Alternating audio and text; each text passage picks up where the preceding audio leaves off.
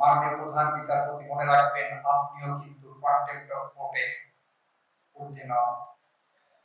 আপনার বিচার প্রক্রিয়ায়,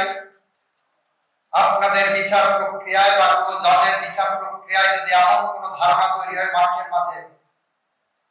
যে আদালতে গেলে ন্যায় বিচার পাওয়া যাবে না, আদালত মানুষের নির্যাতনকে প্রশ্রয় দেয়,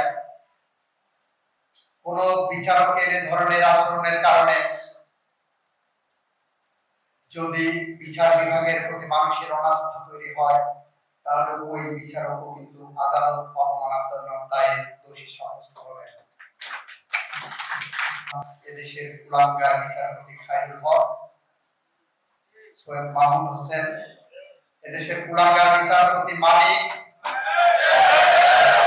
সারা বাংলাদেশের বিচার ব্যবস্থা সম্পর্কে মানুষের মধ্যে যে একটা অনাস্থার পরিবেশ সৃষ্টি করেছিল, মুক্তিযুদ্ধের চেতনার নামে যে ধরনের বিচার ব্যবস্থা আমাদের সামনে উপস্থাপন করেছিল, আমি বলেছিলাম এরা প্রত্যেকেই আদালত অবমাননার দায়ে দোষী সাব্যস্ত হওয়ার